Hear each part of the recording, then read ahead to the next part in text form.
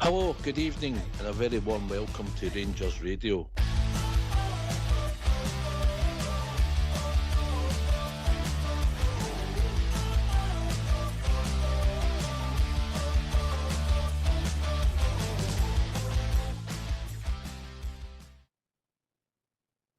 Hello, good evening, welcome to Rangers Radio. Join myself, Fox Chair, on the show this evening.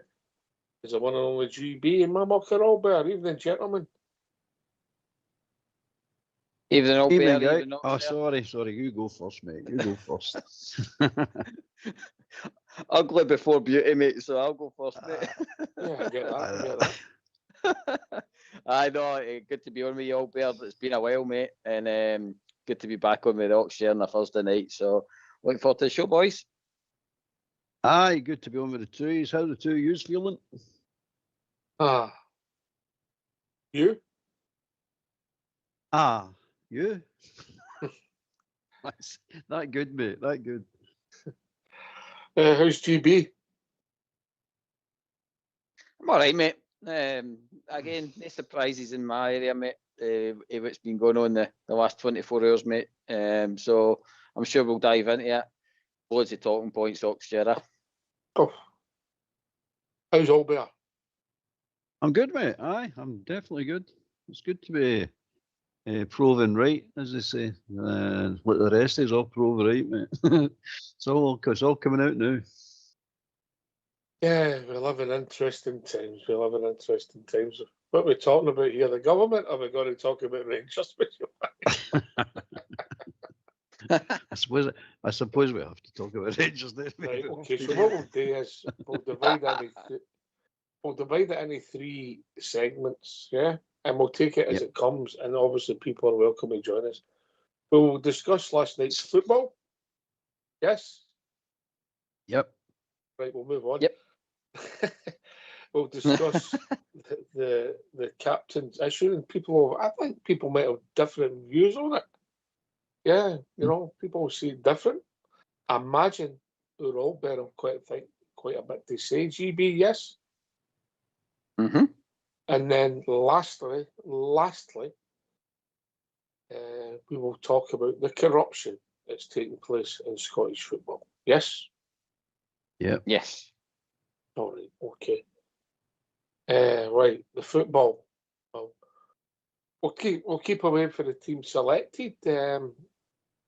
We'll start with the team selected. I think within reason, they'd have been too upset. There might have been a few head scratches that Anman was starting again, Albert. But apart from that, what we've got. We know what we're short of. We know what we need. Arguably, our first choice centre back and goalkeeper. It says his nose is getting bigger. And midfield, well, we've got a few injuries, so we played in there, and we just go on with it. Albert, selection.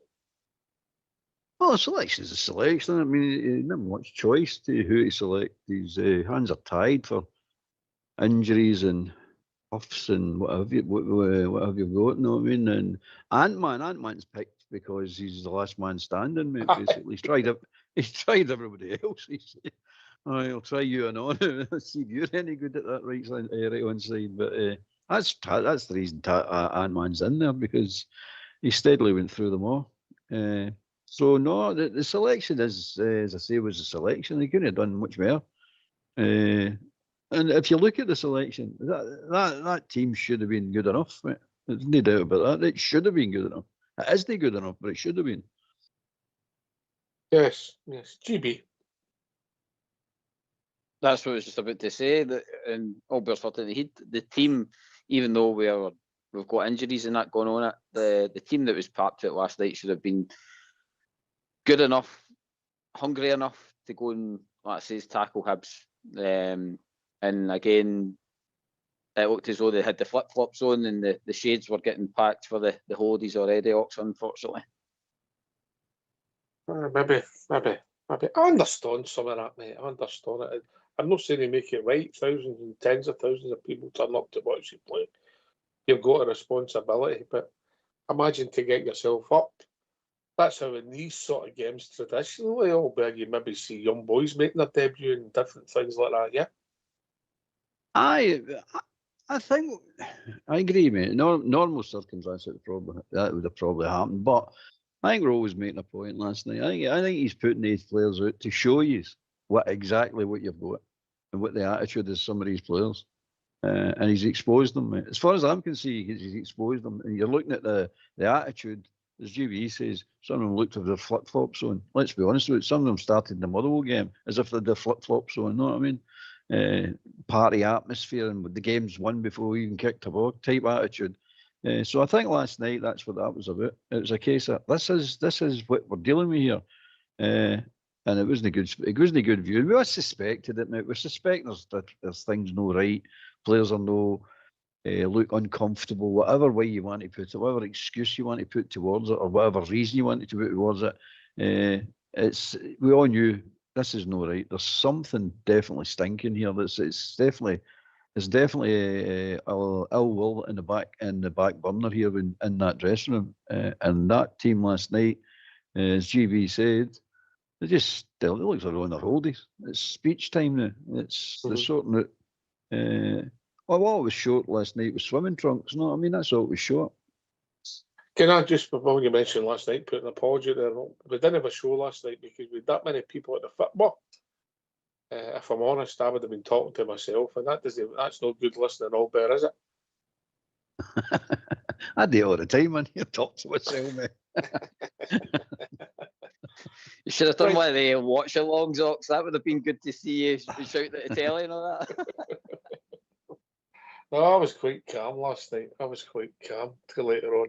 But anyway, look, we started the game, first few minutes, all right. We had a chance. Big up the park. Ball ends up in the back of the net. No good defending, no good setup. He's actually pretty much near enough left on his own. Look, that defence that started last night, I'll be interested to see how many of them are in it going forward, the five of them. But a bad team goal, everything was wrong. A nice, decent enough goal, I suppose, from a Hibs point of view, but Stirling doesn't affect the cross for set up some other place. Even Romans, who I've championed on there, I think he's going to be more switched on. The ball ends up in the net and you're man down, and I don't think anybody's surprised. GB. No. And again, it's been that goal you could probably put on repeat for most of your season. It's just, again, a guy like Boyle just floating about in the box. You know how dangerous he is. There's no doubt that they've, again, prepped for this during the week in the build-up to the game, knowing who to pick up and all the rest of it. And yet, like you say, see we freeze frame it and all the space that he's got in the World Docs. Diamandi, I think, should have done better as well. Should have been right in and tap at him. Our keeper, again, suspect. No sniffing out danger that he's stalling himself in Norway, Martin Boyle. Just another calamity goal. Ox, just an easy cross into the box. A good finisher, a good pro is in the box there, ready to scoop that up, and he just buries it again. And I mean, there was years ago that we were touted to sign that boy, and you just wonder, like I says, how these other teams just seem to have their best games with us, Ox. And I don't know if it's just because, like we've touched on, that our team just kind of seem to just switch totally off, and they're just all a bunch of individuals all the time. But why they've no picked out Boyle is why they're danger men, and it allowed him just to wander into the boxes. Boyle's not the danger man if you broke the cross, mate. The ball doesn't go in. I know, mate. I know, but you know, I mean, you give a guy like that a chance, he buries it. You know what I mean? And plus, there's nobody pressuring him. No. Albert, that sort of made it 12 goals in 4 games in 5 minutes, mate. The defence has been atrocious. The team is atrocious, mate. The team's atrocious. And I'll tell you how the team's atrocious. That goal just summed up what this team's all about. Big Fernandes broke up that part. Now, you great moan that we don't do enough of this attacking. So the big guy goes up the park. maybe he's lackadaisical. Maybe he should have done better. That's all true. That's all true. You can't he could have done defend him for that. Aye. He embellishes the ball, and the ball breaks out apart. The rush out, and the hair evolution. He's no sprinting back. Maybe he wasn't. That's a failing if he doesn't. Right. But the problem we've got now, he goes up that our right hand side, as you say. Stirling doesn't cover his sailing glory. Another fullback that can't stop crossbows getting into the box. But here comes, and that's bad. Every bit I said there's bad in the two of them. But here comes the crux of it. You look at Romans, you say Romans should wake up. Watch Romans again, mate. He's got two guys, and he's got to make a choice here. But he's pointing to Diamandi, to shouting and screaming at Diamandi to pick up Boyle, because he's got to go to the guy that's in the box, in the middle of the box. So Romans goes to the guy that's in the middle of the box, and then you see Diamandi coming into the picture, but the ball's already at Boyle, and Boyle puts it away. It's a bad team goal, mate. I mean, but this is the goals we lose. This is the way the team plays. They're no covering for their mates. First thing you do is, Big Fernandez up the park. Somebody somewhere needs to go. Somebody needs to slot in there and cover the big man. Nah. I'll just let that go. Diamandi's bad for this, no tracking runners. He's always been like that, mate. This is no new for him.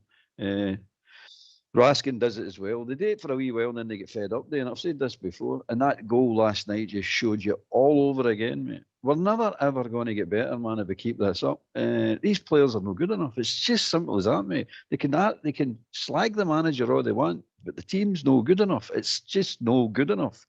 And I'm just looking at that goal, just shaking your head again, going, I've seen this goal so many times. Whoa. You have.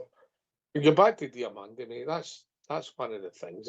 If what you think of Diamandi, I think I've made my views clear. I'm not blaming him particularly for the goal, but if you're playing with that setup, that 4-2-3-1, if you like, and Diamandi's one of your two, he'll give you energy, because we know he does that. He runs about and maybe slides into tackles, sometimes stupid tackles. But he's no defensively intelligent, if that makes sense, Albert. No, We've watched him for a couple of, 3 years now, nearly, I think. Yeah. But that's the point. That's a good point. That's the point I was making with Fernandez. Fernandez loses the ball, right? Now, everybody said he's no sprinting back. So what they expecting the boy to do? Sprint by his forward, sprint by his midfield, and sprint by his defenders to get into position. But the team, if you're playing as a proper team, closest man's to him. So Diamandi's got 40 yards on him, closer to the box than he is. He's got to sprint by Diamandi to get back into that box. Diamandi's the one that should be sprinting into the box to cover. And as you said, he's no awareness when it comes to defensive stuff. He's just no switched on when it comes to. I'm not just blaming him. I blame that goal, the whole team, man. It's just. Man, I'm not going to go at Diamandi. I'm not going to go at Fernandez. I'm not going to go for this one with Butland, even though he is due as a save. He gave us one. I suppose one in about 20 shots isn't bad, right? Collectively, as you say, as a team, but I'm just, the point I'm making, GB, is, and this is maybe I'm sticking up for Diamandi. If you're playing a 4-2-3-1 and he's part of your two, it's going to be switched on defensively. It ain't the case, mate. He's not that type of player.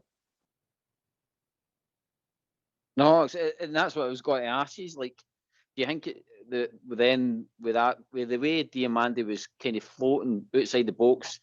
I mean, you would need to be a blind man not to see that Boyle was standing there himself.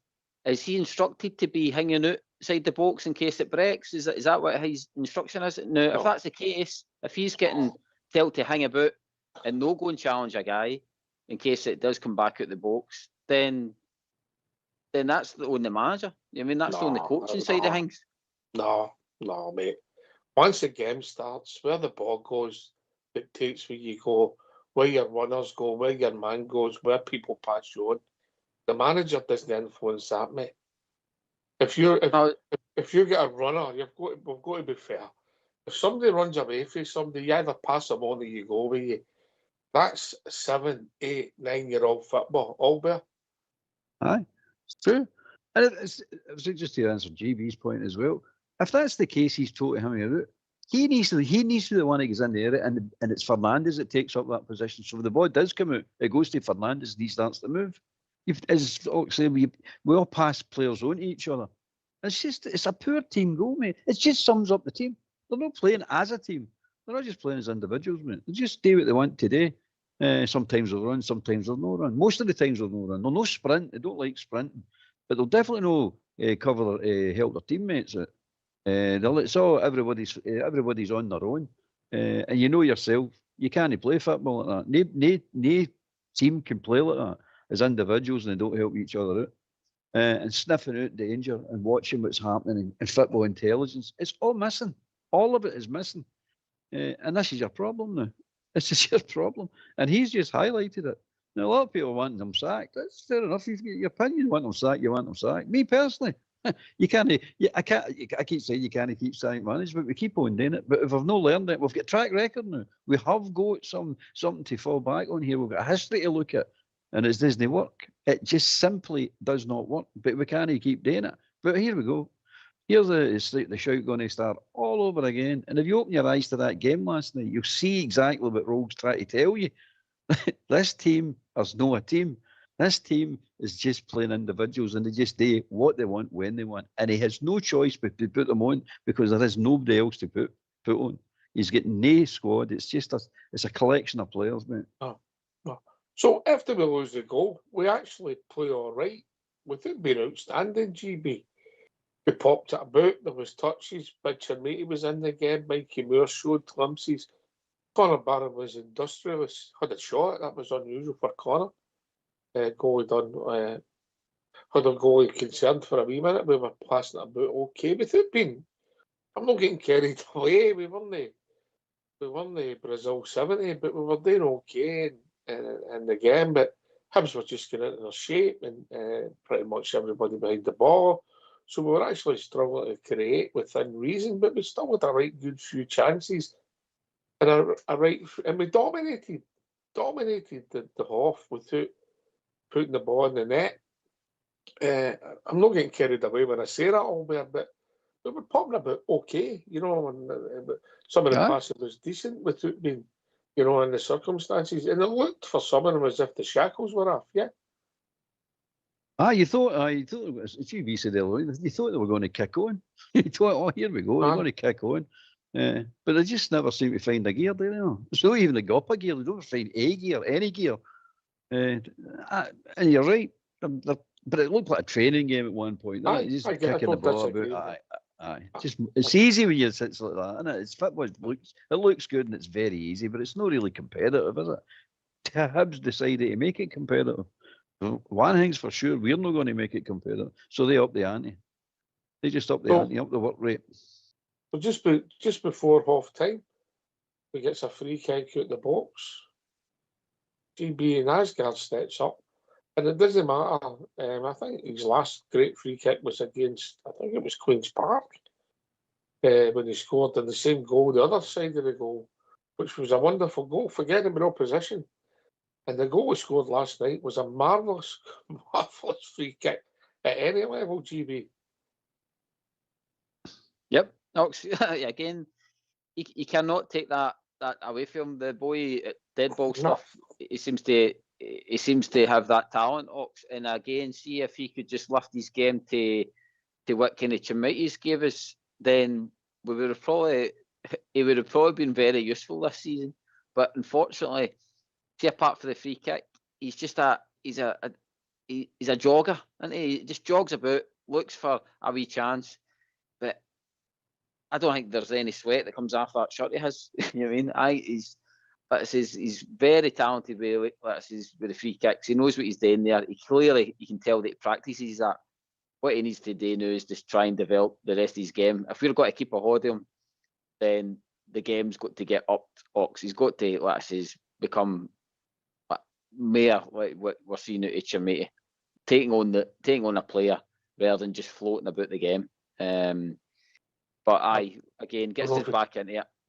I don't know if he's got the pace to do that, mate, if I'm really honest. But it was a marvellous free kick, Albert, marvellous. Oh, it was a beauty. But the downside is, I don't think he influenced the second period of the game at all. After scoring that, if you think back, remember they scored a wonderful goal against Dundee United, and then he just died out the game. It's the same there. I think, he was involved in some of the passing run about the box in the second half, but I don't think he done anything to influence the game in the second half. It was to give it his go. It was a beauty. It was a beauty. Oh, There's no cracking. getting away with it. Well struck. It was. You see that if you can do that, you say you've got a bit of talent, son. You really have got a bit of talent. There's no doubt about that. It's all about application, but it's all about. He did like hard work, mate. That's for sure. And he likes this laid back look. But that's his nature. No, I mean it's the type of player. Battle he is. yourself, mate. Battle yourself. Oh, aye. It's so easy. It's he's got to make it look so easy, but it's not so easy. He's talented, but he's not that talented. He can get away with strolling about a part like that. But again, the best you can hope for that boy is he's a second season player. That's what you're hoping to keep him. That is that he's going to kick on the second season. It's not. I mean, it's not the first time that's happened. Let's be honest with that.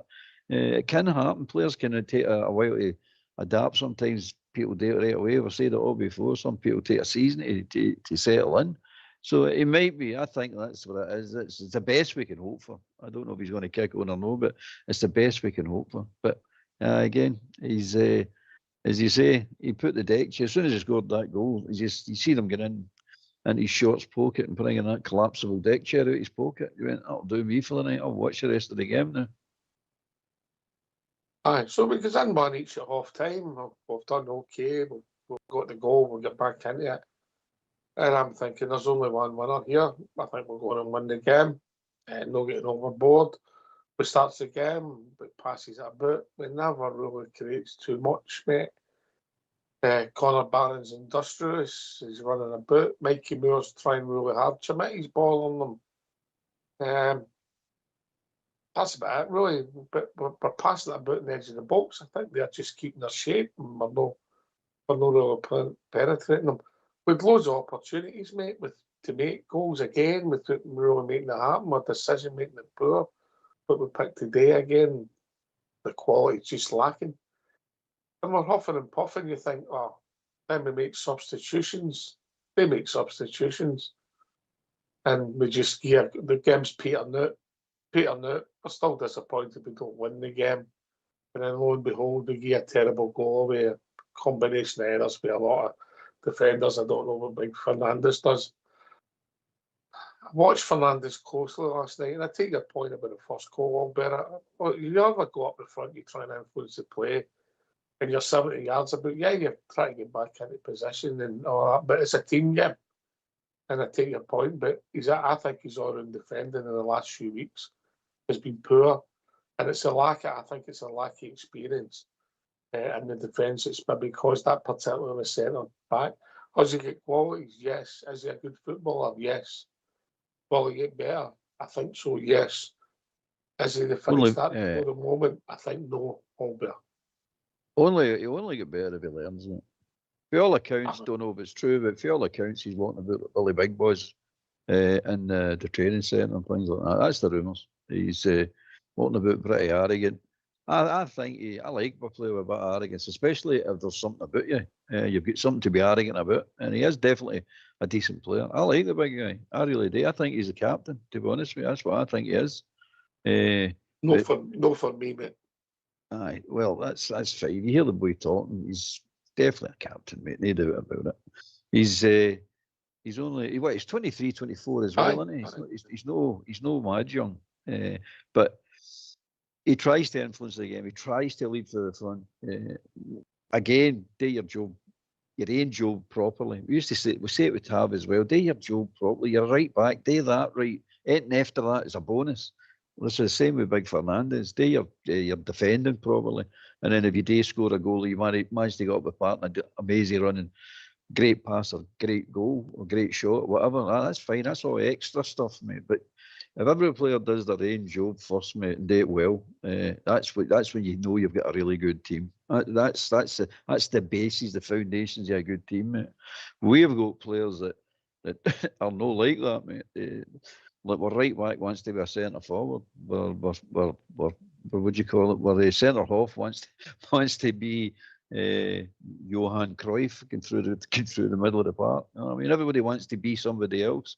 We're right wingers want to be left wingers. We're left wingers want to be right wingers. All this nonsense. You know what I mean? So until they all start doing their job, their position, playing their position really well, not just good or just really well, that's the foundations you build on. Everything else comes for that. But we have not got that at the moment. We just simply haven't got it.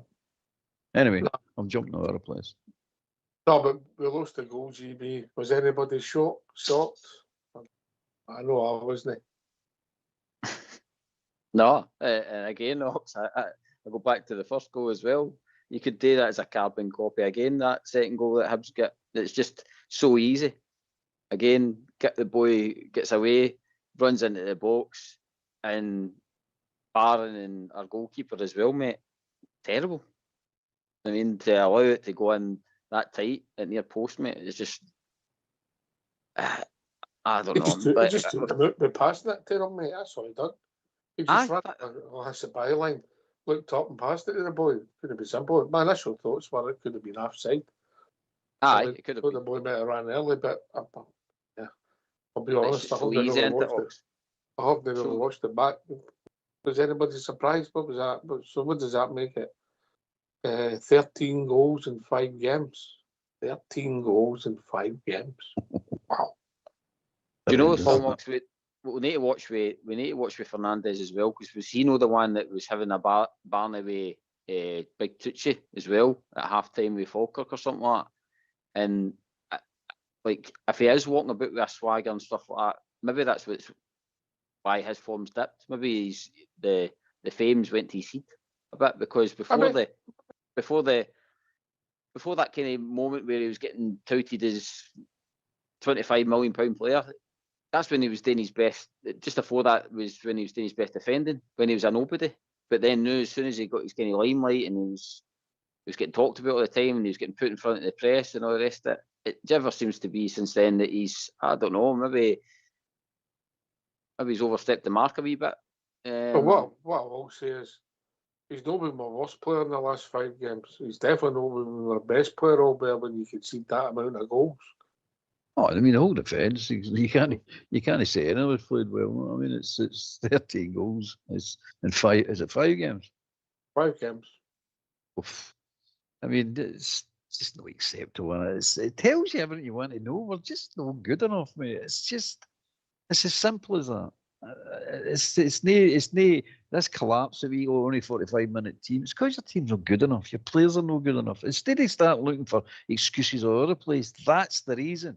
Until you focus on that and say, right, we need to get better quality players than this.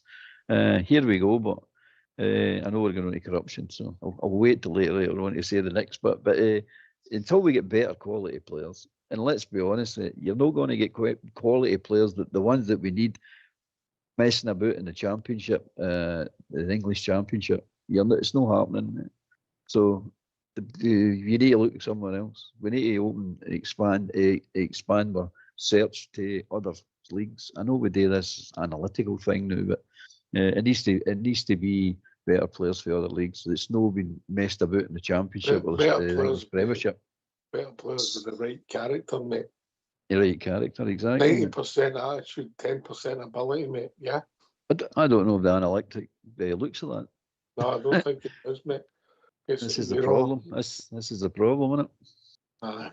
There's no point in having somebody with a lot of ability. Say, but if you take Gasman, and again, I'm not criticising him, but they made a point last night that I think he scored 8 goals and 6 of them were in August. Mm-hmm. It's something's went wrong with him. He's in a huff as well. For some mental, he's a winger. Wingers blow hot and cold. We all know that. There's not a winger that's ever lived. It's no blow hot and cold. You don't get, but he's something different with him. He's went in a huff for some mental reason. I don't know what it is. He looks as if he's in a huff all the time. He doesn't look.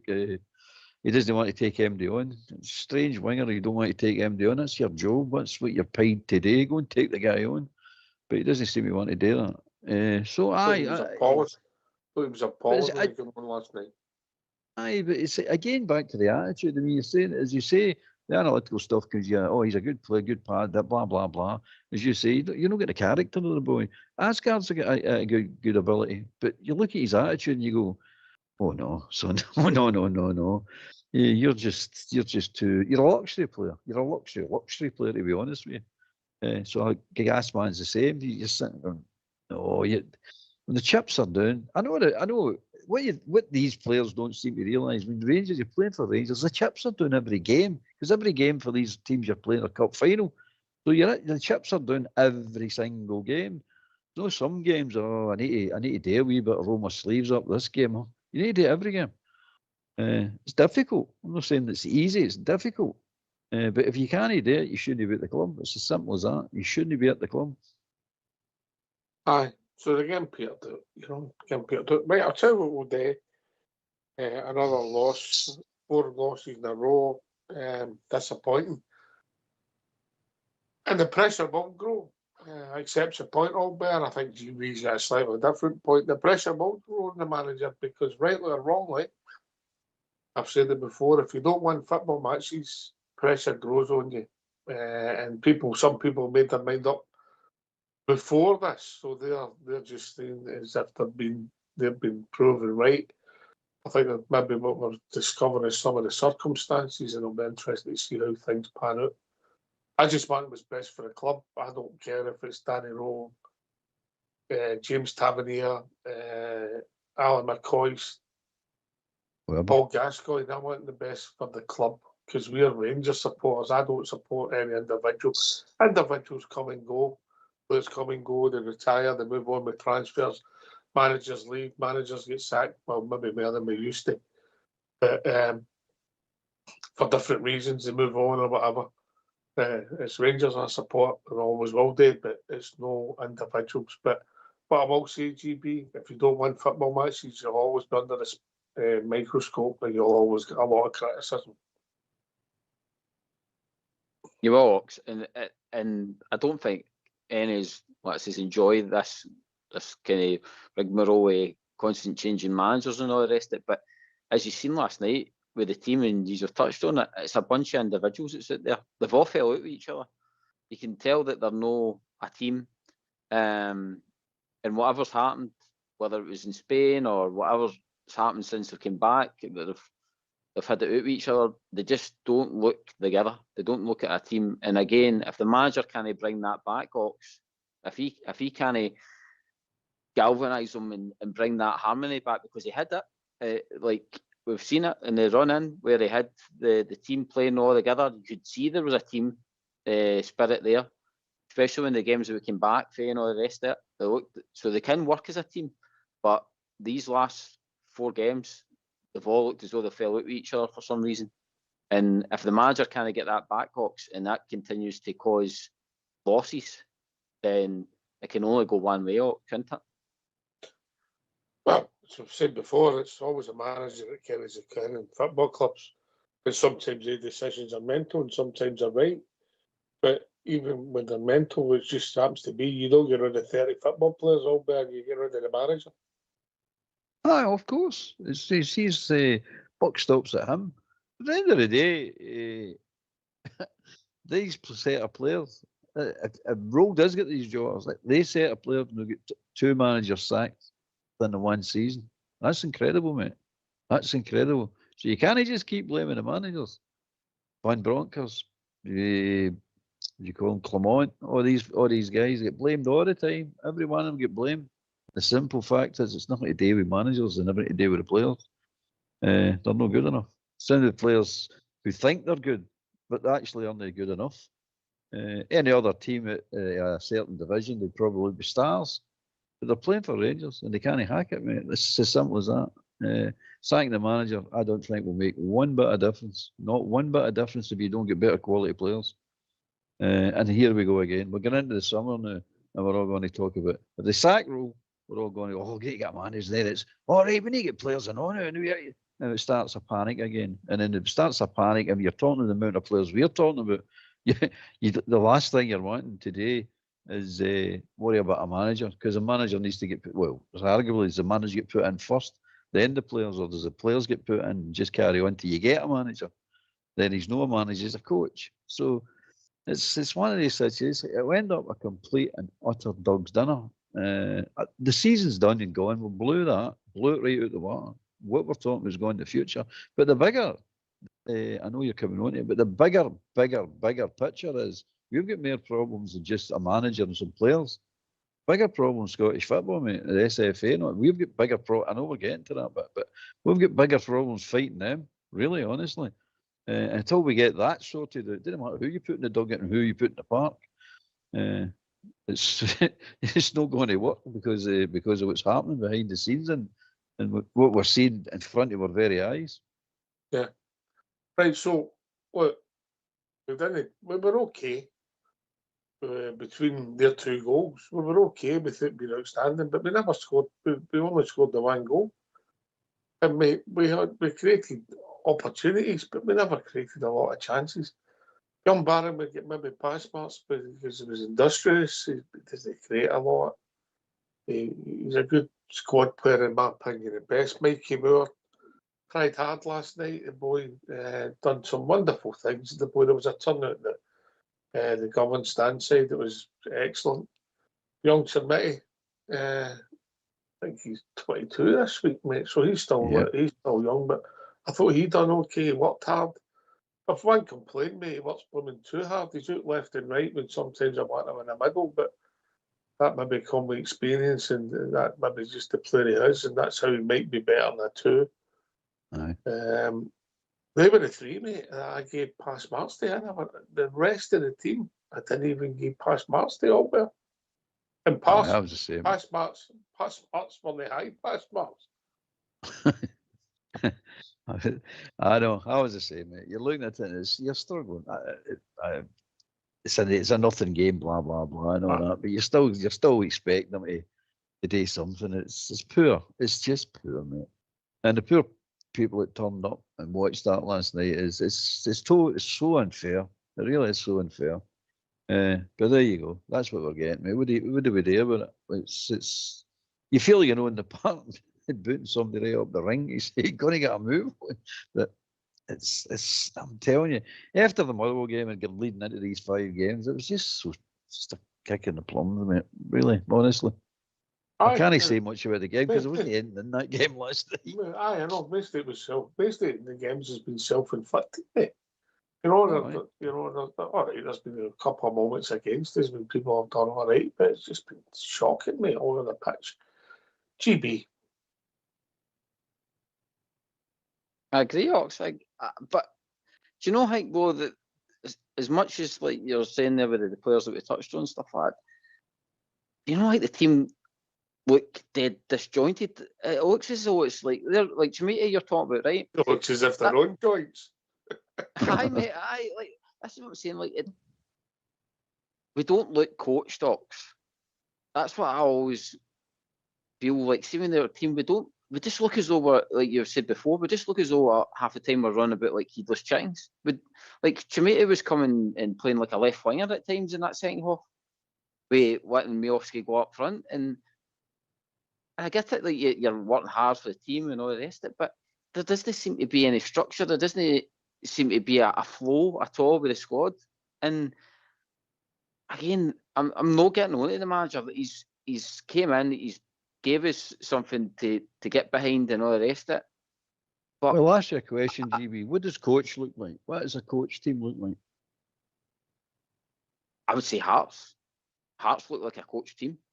They all know what their roles are. They all know how to work hard for each other. They all know if somebody's out of position where the other one's meant to be run forward or tracking back. I mean, like the total difference in watching that team compared to our team at times is like you would think that we're the amateurs. But the point I'm making is, do you think that Rogue sent them out to play that way? Do you think he's not spoke to them about styles of play and what they should be doing and how to get victories? It's the players, mate. It's the players. It's nothing to do with the coaching. It's the players. That's what I'm saying. Players are not switched on then for the manager. Whereas when you look at what McInnes is doing with Hearts, you can tell they're ready to put their head on a fit for Derek McInnes. You know what I mean? That you can tell they're all in. And again, that's what I'm getting back to.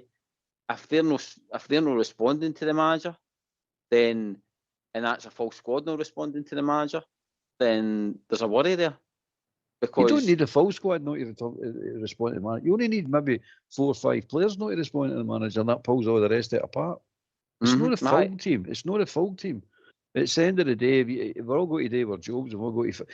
Well, I asked a guy once about it. I said, see, you do your training, professional football player, what is it you do all week? I mean, what do you do? Run about? Just kick a ball about? What is it you do? And he said it's all about the geography on the park. It's positions. They practice the positions where you should be any given time, depending where the ball is. And that's what they do. And then they work on the passing players on. When they are pass a player on, you stop running back with that player and go to the next player coming up the park and let him go by you onto your fullback. For example, things like that. What we see in there is we see Diamandi no chasing anybody back. That's not a day with coaching. He's been instructed to follow his man. You hear Roman shouting at him, say, you should be in here. You seen Tavernier shouting at Olsen against Hearts. You should be in here.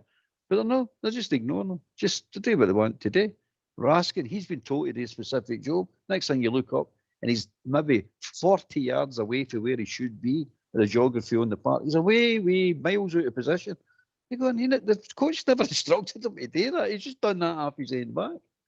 So what do you do then? You start saying, well, I need to take these guys in and have a word with them, sit them down and explain to them, look, you need to start doing what you're told, doing what we're working on. It's not what you're told to do, it's what we're working on. It's the structure of the game we're trying to do. It's the system and the style of play we're trying to adopt. But they don't do it. There's nothing you can do about that, mate. You can absolutely nothing. So you say we're no coached. I don't disagree with you completely, but you say we're no coached. It's a bit unfair on the guy. It really is a bit unfair when you've got players just no following instructions at any part of the game. It's nuts. It's completely nuts. But the Gasman is another good example. You're supposed to chase back. He never chases back, mate. Never ever chases back. But the structure you're trying to build that's a big part of it, as it is for every other player. You've all got parts to play. They just don't do it. So that's bad players, and so as far as I'm concerned, you're incapable of taking instructions, or you simply don't want it. You fell out, as you say, fell out with the manager. But it doesn't take the whole team to fall out with the manager. Sorry, mate. No. Sorry for butting in, GB. No. But we'll get the phone lines open, then we'll come back to you, GB, yeah? Aye, of course. Oh, it's fire, right? Did you get a quick kip there? A quick what? Kip. Kip. Oh, I got a list, mate. I got a wee list on. Cheeky so. Right, get yourself a mute and let's hear from you.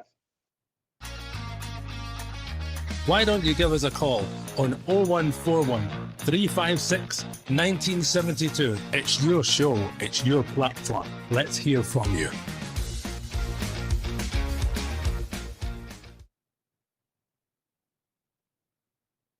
Before you come back in, GB, I'll put it to you this way. I think I have got a criticism of my manager. I hate the system he's playing because in most games you sacrifice the midfield. So that means the other team, when they spring, they're right on top of you defensively. And your midfielders are generally too far away that they carry on to supplement the forwards. I don't like it. I haven't done. We've talked about the flaws. There's flaws in every football system, but that one in particular, one of them gets pulled out, and take your point, and somebody wins a header and it falls into that no man's land in midfield. Generally, there's 3 players there for the other teams we've played, and we've got 1, if we're lucky. And generally, if the ball goes into that area, we'll get it more often than 1, and then your move's broke down. Just my take on it, GB. No, I agree.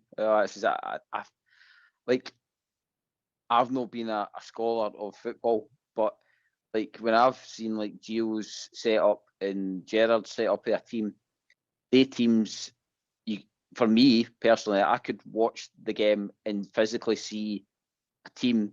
Like you could see instruction on the park, you could see a structure, you could see a team effort, you could see a team spirit, all that kind of stuff.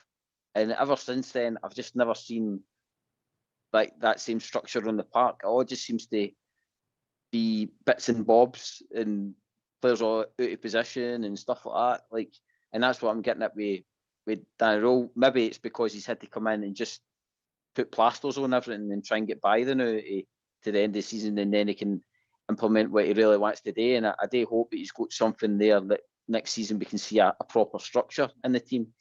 Mhm. But but when you're watching say, and I'm not harking back to Hearts, but when you're watching them play, you can see a structure, you can see a game plan there, and I've not seen that in a long time in a Rangers squad.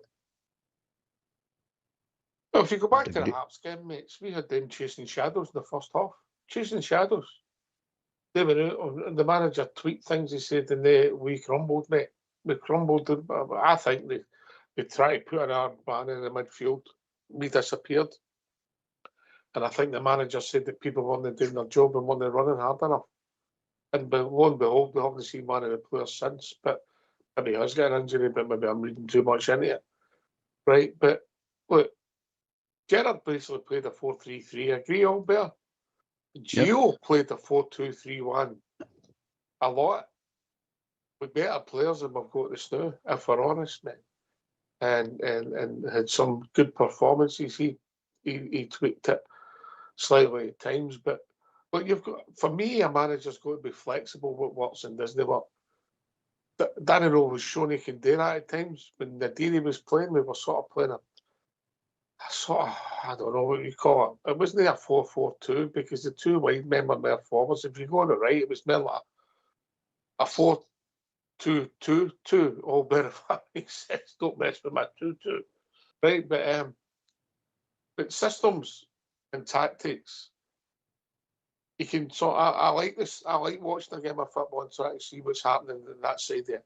But ultimately, if you've not got the right attitude at any level, systems and tactics, right, Jack, yes, of it. Albert. I agree. I agree a point. It's like, see the first half against Arsenal, you just pointed out, we had them chasing shadows. They couldn't lay a glove on us. That's coaching. That's you working on your system and it working. That's it working. Mother will do the same thing. When they get it right, they're superb. But they're also wide open as well. Is that down to the coaching? That's just the way it is. But you look at the Hearts game, even a big part of the first half up at the Piggery, you're outplaying them, mate. You're simply outplaying them. They're not getting anywhere near you. Now, we all come out and get this collapse. All of a sudden, the second half it's one half, sometimes first, sometimes second, right? But the half after we play good, they come out, and all of a sudden the players decide, nah, we're going to do something different. Now it all comes down to, see, the opposition managers are all geniuses now. They done a swap, they done a wee change here, and we fell apart. It's not true, mate. It's absolutely not true. McInnes came out after the Hearts game and told you that. You should have done nothing. Anything. I've never done anything. So that's down to our players going, well, we're done it in the first half, now we're not doing it in the second half. And Rowe alluded to that as well. As you said, he's telling you, they're not doing it. The players decide, he's not saying it in these words, but the players decided to do it their own way. And as soon as Raskin's murder for it, as soon as they decide to do it their own way, that's it. Because they're the only one who knows what's happening. The rest of the players are trying to play a system, and they're not playing it. They're doing their own thing, and all of a sudden you have to try and adapt to what he's trying to do. But again, it looks, as GB says, it looks uncoached. It looks pathetic. Let's be honest with it. It looks completely pathetic. Well, it has been pathetic for 4 games, mate. If we're honest. Oh, it has. There's no doubt about it, mate. I'm not protecting Rowe is saying he's a brilliant coach, a brilliant manager, or anything like that. But all I'm trying to say is, you've got to look at these players. We can't keep just lobbing it onto the manager, sack a manager, another manager comes in, this mob will get a wee lift, then they'll go back to, I know this is a new team, but this new team has actually got if Rowe goes, they've actually got 2 managers sacked. So you're going, so the next one coming in, they're going to get him sacked. That's them done. 3 managers. If Tab was still there, I mean, he's up to, I think, is it 11 managers he's up to? I'm not blaming him for all the sackings, but you sit and go, come on now, you've got to start blaming the players somewhere along the line. All right, we've cut across you, mate. We've been joined with Smurf, evening Smurf. Evening all. How is everybody? All right, mate, your good self. Plodding on. Just listening there.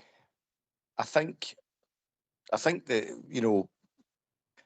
what's been going on in the last sort of few days, a few weeks even, I'm wondering about what's going on in the background with Danny Rowe. You know, Tav coming out and saying, I've not heard anything, and then 2 days later makes an announcement he's leaving at the end of the season. And then the debacle yesterday, you know, knowing the team, and then you've got the old version of events, then he comes back in a suit and walks on. Ultimately, Rangers would have nothing, but there's a way to do things and a way not to do things. And irrespective of his frailties and what he was brilliant at as well, you know, he sort of dragged us to a European final. I'd like to see him getting a testimony, not for his welfare, not for fuel for his Lamborghini, but for charity or whatever. But I'd like to see him getting a testimonial so you could say a proper goodbye to the fans. I don't like the way things have ended, and I've got serious questions about Danny Rowe, really serious questions. I think JB mentioned about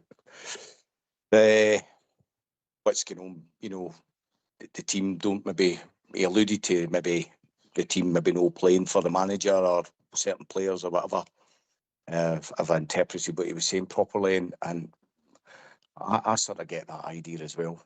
By the way, if they're not playing for the manager, they're certainly not playing for us. GB, and you come. Aye, Smurf. Aye, mate. That's what I was kind of getting at, mate. It looks as though that the whatever's happened, like before they went on that sod's law, that trip to Spain, it looked as though it was a team that was ready and hungry and dying to win a title.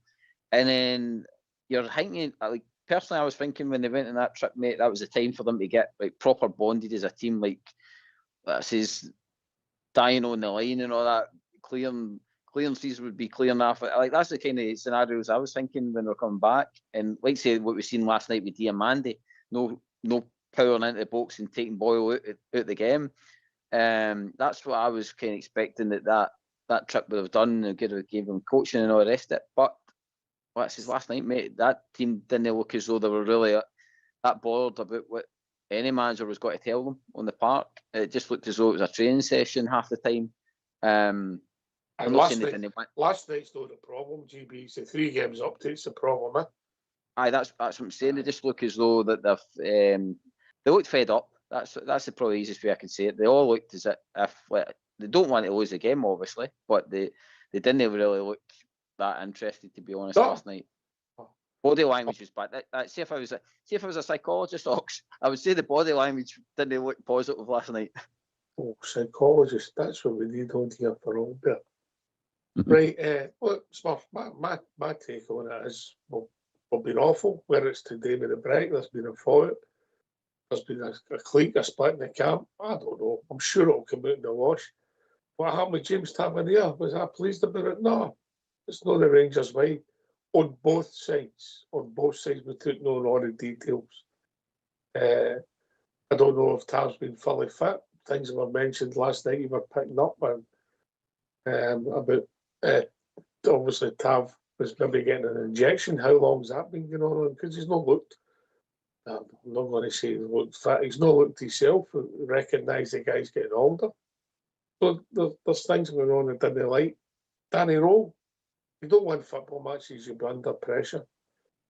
It'll be interesting to see what he does going forward if he stays, because it looks as if he's got the support of the ownership. So they must have plans to bring players in, because we need a minimum, and I'm talking minimum here, that looks between 12 and 15 players, mate. You know, and that's a lot of work to be done. And obviously, I think a lot of the work has started, and some of it's further down the line, and some other ones will be already. So that's a lot of work that's got to be done, and that will the only people will decide. You have your views on Danny Rowe, and you might well end up to be proved right. But if Andy Kavanagh backs him along with the board, mate, they'll give the fine manches to go again. Albert. I know that they say they're backing them anyway. Rogue said this that they're backing them, so I've not got a problem with that. I've definitely not got a problem with that. What happened in Spain, but Tav came out and just broke ranks and decided to tell everybody he's leaving, and all the focus went on to Tav then, and just we lost focus slightly. Get into the Motherwell game, and that started a big party atmosphere. It just and it just escalated for there. As for the carry on in last night, it's just sentimental claptrap, mate, as far as I'm concerned. Utter garbage. He's got an injection. Rogue says to him, don't take the injection because I want to play you. At some point, I just want to play you. He's then away home telling the Waynes and all that, oh, right, you're going to go in the park now. He's making arrangements and all that. You're going to, wait a minute. We should be getting into that game with competitive feeding, and we should still be in a league race. We're not in a league race, so it's not a party time. Just calm down. And he's getting a testimonial. Somebody's already pointed out. So time to say your goodbyes is at your testimonial. Not in a league game. I think Big Alex said that. So All right, well, to me, it's sentimental claptrap. Evening, John. Hi, evening, lads. I just thought I'd jump in and join a wee bit of the conversation about Tavernier. That now you've got round to it. Yes. Well, I was kind of on Tav's side a wee bit, but until he came out with that statement, and I'm not buying much his statement at all. I don't know if you guys have a chance to read it or see it or whatever. I only just got a wee bit of wind of it. But I'm not into, just all Bear was saying there, any of the sentimental stuff. It's still a testimonial. If whether he's in the starting 11 or no, it's immaterial. The fact that he pulled out altogether, I think it's poor than him. But also in saying that, I kind of think Danny Rowe might be working his ticket a wee bit, trying to get out. He's looking for an out. Maybe, I don't know. Because he's picking a fight there where there's not really any need for it to turn into a bit of a who's who and what's what kind of situation. And I think that's where the problems came in the last 4 or 5 games. I think there might be a bigger problem than what we thought. I think there might be a fraction in the dressing room. And there's seeing who's liked his statement and all that. And those players might be on his side. I don't know what you guys think about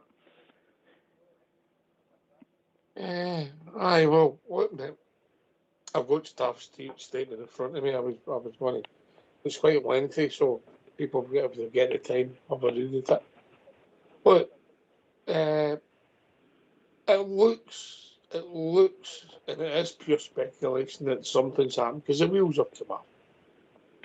The young men get away on a trip and fall out. It's not unusual. It happens. But the manager might be trying to stamp his authority for the people who's wanting to stay. Because you've got to remember that team last night.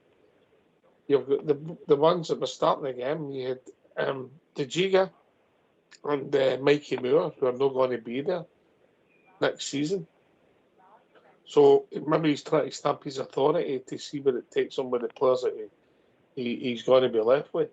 I'm not saying I'm happy how it was conducted with last night and how it was done. By all parties, mate, it's not a good look. I just think that when you in a family, you should always have your arguments behind closed doors, mate. It's never good to have your problems in public, in my opinion. And that's what happened last night. You've got all this story that nobody's died, nobody's got hurt, and it becomes people have got really polar opposite views on it. I think it's a shame that Tav never got to play on Ibrox for the last time, if that's important to him. I also think if there's always another side to an argument, GB, just before we go to the tune, that Danny Rowe will give you a different side there. So you'll never really know the true story 100%. No, I agree with that. When you go GB, then we'll go back to John before we go to the tune quickly. I agree. It looks as though there's been a big misunderstanding on both parties. I think there's been the expectations on one side, and the other expectations been thinking about the team, which is fair dues in both. You mean? And I just think they should have probably been a wee bit more grown up about it. And to be honest, I think they should have had a plan in place for this. They knew it was coming. The last game with Tav, so there should have been something spoke about what was going to happen on that game, so everybody knew what the deal was coming up to that. Yep. John, quickly before we go to the tune, mate. Well, it's just like what I said. I think it all goes back to Tav's announcement. I think it took Danny Rowe by surprise, and I think the fallouts came through there. Well, I know And somebody's got a theory on that, but I'm sure he'll tell you after the tune. So get yourself on mute, gentlemen. We're going to have a tune. Sure.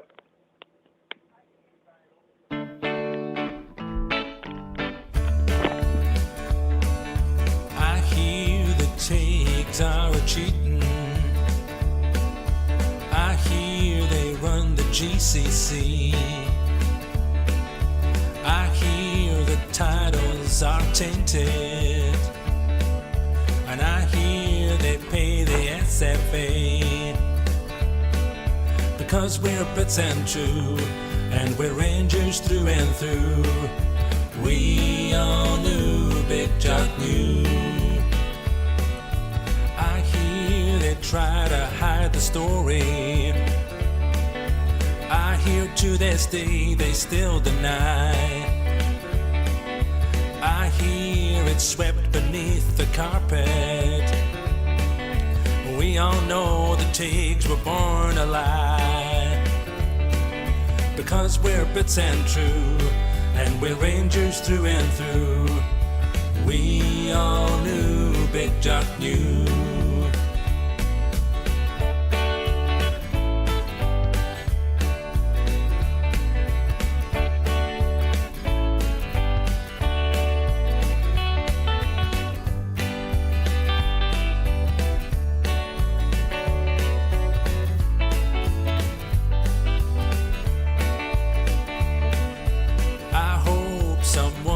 Tell your story,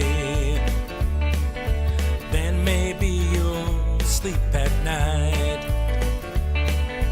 Why don't they pay the victims money? But then I don't suppose that's right. Because we're Brits and true, and we're Rangers through and through. We all knew, Big Jock knew. Because we're Brits and true, and we're Rangers through and through. We all knew, Big Jock knew.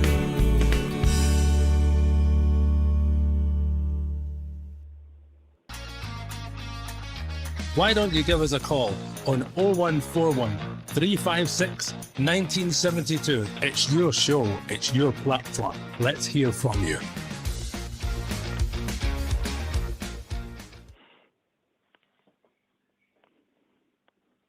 Albert.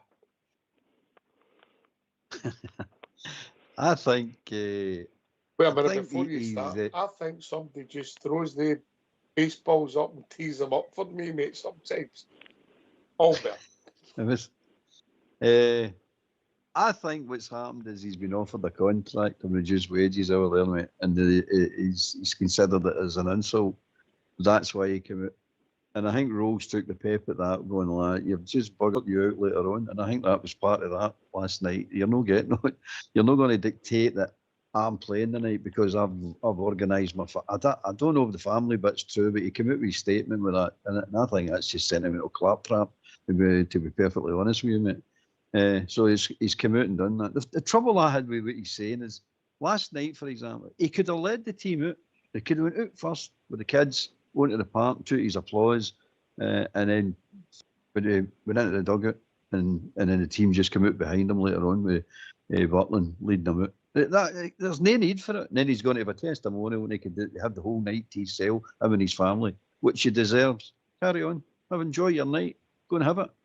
Instead of that, he took the petty lip. And that tells me everything I want to know about what's happening in this team. It's been happening over a few years. They're weak, mate. They're just weak players, weak-minded guys. They're no true men. They're no what we need. We need guys that's a bit more tougher than that, a bit more harder than that. And when I half him away home, what's that about? If we could took the ball with him, we'd have probably took the ball with him. Well, last night watching that game, I wish he would have took the ball with him.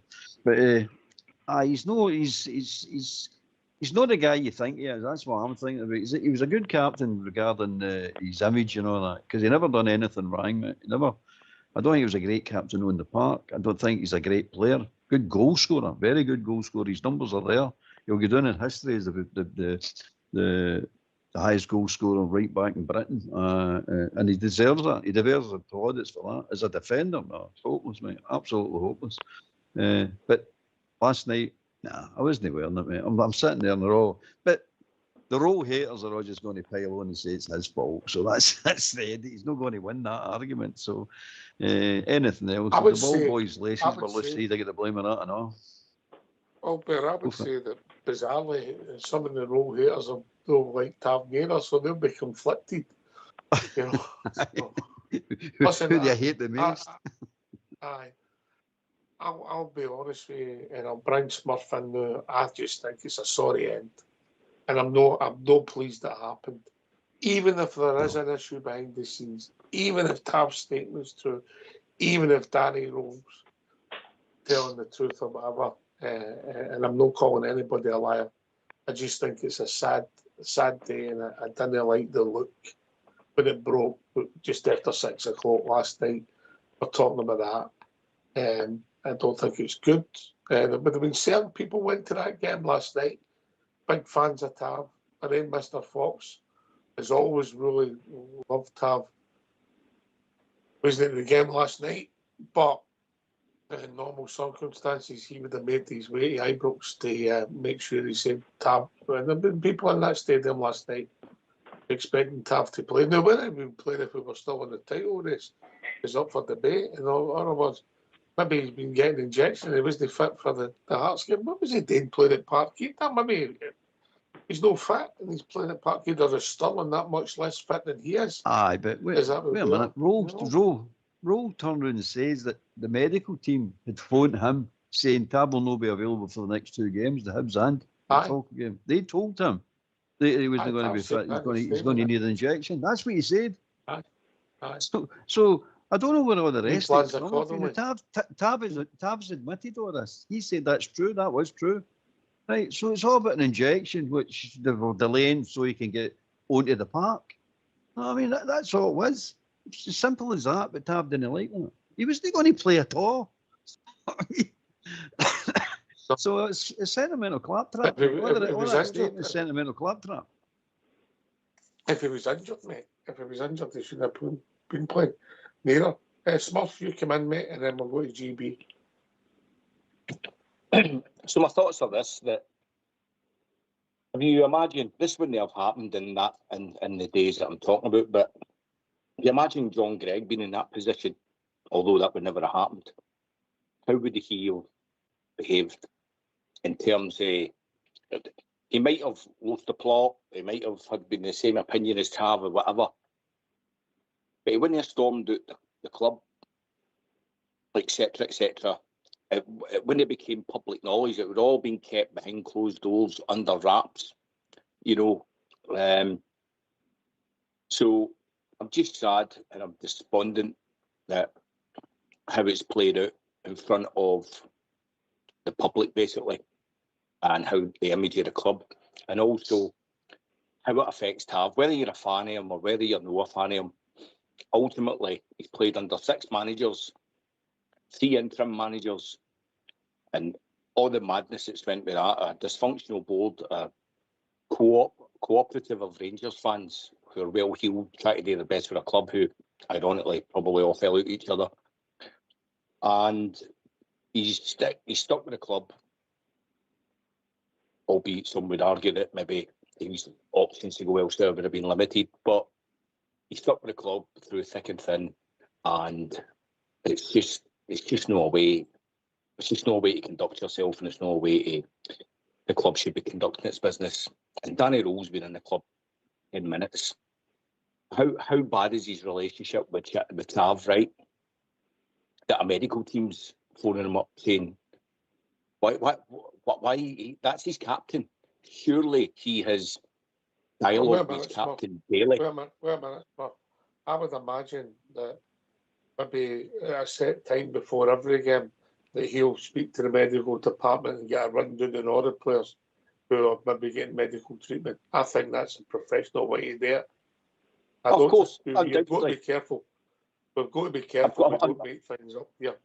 Yeah, no, of course, but He's Tav's only a undoubtedly, player in the main part. but he is the captain. He has been a captain I for think 11 so. years. What do you think?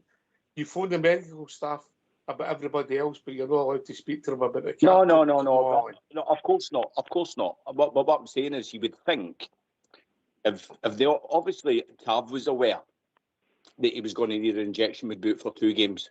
So my point is, if you've played for Rangers for 11 years and you're a club captain and you're leaving at the end of the season and there's 2 games to go, and it's the first protocol is the manager. Surely you're going to let the manager know. I think the way I'm reading it, and I'm surmising a lot here. There's been a medical call. Imagine they'll have that call constantly before games, right? Who's available? Who you tell me no fit? And they'll say, well, Tab's going to boot for these 2 games because he's going to get an injection, and it's the right thing for his ankle, and that's going to take him out of the 2 games. That's a fair and professional conversation. He plans his team accordingly. Aye, of course. You know, there's no then a special phone call because he's got a duty of care of Tab's welfare as well. Yeah. No, I get that. He's retiring or not, but look, I think my point is, 100% it was a bad look, mate. A bad look, and shouldn't have been done like that. Tav must have known he was injured. He's obviously discussed it with the medical team. Statement, mate. If you of course. So what I'm saying is, surely Tav, knowing he's got 1 game left at Ibrox, is going to phone his manager and say, look, this is the situation. Sure, given that this isn't just normal jogging for a squad player or a player, this is a captain of 11 years who is going out to play his last game at the club, who has learned that he's basically out to the end of the season, and he's no phoned the manager given that he's no going to potentially play. I just can't. I get that it's normal, but jogging is normal business for him to find out for a medical team, and that conversation was going to happen anyway. But no, given the scenario, the medical team phoned Rowe to say, well, Tab's not going to be well the next 2 games. Rowe accepted that, but he phoned Tab and asked Tab not to take the injection, to postpone it for to the Thursday, to the day, and say, take it on the day because I want to put you on. I want to play you on the Wednesday night, but I didn't want to play him the whole game. It's not that Tab came to the stadium on the Wednesday. He found out he wasn't playing the whole game. He's going to go in the bench. He brought on, and that's when Huff started because he's made arrangements with his kids. He's made arrangements with his kids. He's going to be a mascot, and he's going to be a ball boy, and he's going to be saying his dad play. He can understand that. It's sentimental claptrap, but he can understand that. But he should have then said to Rowe, you're going to make me look like a clown here, by the way. Can I not just go in for the first 10 minutes and then substitute me off? No, whatever like that. The 2 of them could have sat down like normal men and worked it out between them and going, all right, I'm not going to make you look daft in front of your veins. No, I mean, you're definitely going to go on now, or you're definitely going to go out. But it could have been worked out a lot easier, mate. I think my point is that there's clearly no relationship between the 2 men. If I was the captain of Rangers and I was leaving after 11 years and I was told I was at the end of the season, even though the medical staff would normally, as is normal jogging, discuss who was available and who wasn't with the manager, given that it was my last competitive appearance for the club, or now not to be the case because I was injured, I'd have phoned the manager and had a discussion. And the fact that never happened tells me everything. That there's no relationship between the 2 men. And you might be 100% right with that, mate. You might join the dots, you might be right. Because as soon as you're starting to finish with any employer, mate, things change. Environments change, relationships change, mate. And whatever happened, if it's broke down out of contract or there's been a fallout, poor money, or Tav thinks he should be getting more games, or he's not agreed with the system or whatever. Aye. But James Tavernier, who I think's been magnificent for us, all the piece is shown his real frailties in the last few weeks. Did they deserve that last night? No, he didn't. Did his Waynes deserve it? No, they didn't. Did the Waynes who turned up to see Tav last night deserve it? No, they never. To see Tav in the right light? No, they never. If Tav was injured, I don't understand why he wanted to be on the pitch, mate, because if he's looking to get another contract, mate, and it gets worse, that's one of the things I've scratched my head about today is, well, if he's got a bad ankle and he's looking to get another football contract or he's retiring, that'll be different. I don't understand it. John, then you I come, understand. mate. Aye. Right, Listen, you aye, make the well, relationship. Taft's history now. We're as well just to get over it, and whether rightly or wrongly, he's gone, done. And Danny Rowe's still here, so you'd back him or whatever. But Danny Rowe's going to be the manager until they say he's not going to be the manager, whether we like it or no. I think losing 4 games in the bounce, his position's pretty shaky. But he's still the manager, so we need to back him. Tav's away, done, and just see where we go. But I don't know if Danny Rowe's going to be the manager. Well, I've got mixed views on it. I'm impartial whether he stays or goes. Aye. If he, well, GB maybe have a different take on it. Me, I think he'll be the manager next season. But the problem is with this run, that puts him under more pressure next season because of this run. It doesn't go away. GB. Aye, it just makes it worse, Ox. Like it says, if we could all like probably take it in the chin the 2 games that we lost initially and say, oh well, that's the end of it. But if we came out and done a good 3 solid performances, good decent goals, then we're like, all right, teams behind the manager, got something to build on here for next season. But again, if we go out in a whimper against Falkirk, and that's what 5 defeats in a row, and then he goes into his first game of the next season, and it's a must-win right away. I mean, it just starts us off in a bad footing. Ox, again, it just puts the pressure on us when we're trying to settle down. Ox, that's the thing. We're trying to, let's say, hit the reset button again. But it's always a results-driven business, Ox, and if the manager, there you go. Oh, no, you're right. The four games. Let's hope we end it on Saturday, mate, and then we move on to the next season. But they 4 games on the go and go away, mate. People who are maybe neutral, like John, or maybe it might influence them going forward. And I understand that. But Albert, who's not a fan of any particular manager as such, he might have other ones he prefers to others, always questions what you achieve to move forward. But he also recognised Albert behind him football's mental, and it's just results, isn't it? If he loses the first 4 games of the new season, he's gone. Simple as that. Losing 2 friendlies is neither up nor down with me. I don't care about the Hibs game and the Falkirk game whether he wins or loses. It makes no difference. We're a competitive team. We're supposed to be Glasgow Rangers, and we're worrying about stupid friendlies. It doesn't matter, mate. The games we should be worrying about were the first 3 games to get us to the last 2 games. But we lost them. That's the ones that I'm concerned about. That's the ones that mean something to me. And it means something to everybody else. But these 2 games don't mean anything. Whether they win, draw, or lose, it makes no difference, mate. They mean nothing. I want us to be competitive and playing meaningful games right up to the last game of the season to win leagues and cups and all the rest of it. But I don't see the point of judging them on 2 last games of the season. It's the first 3 of the split. Aye, definitely judged on that, and that was pathetic for the team and the manager as well. That was crap. So the first 4 games, we talk about GB saying that the first game. That means that he has to win the first game of the season. Everybody has to win the first game of the season. That pressure's always been there on every manager. You've got to win that first game of the season. It's we don't seem to manage it very often, but it's always been there. And I think who knows if he's going to be there or not. But I agree with John. I've said it before myself. Kavanagh will decide whether he stays or goes. That will be down to him. If he says he stays, and I'll back him. He says he goes, well, he goes. It's the end to it.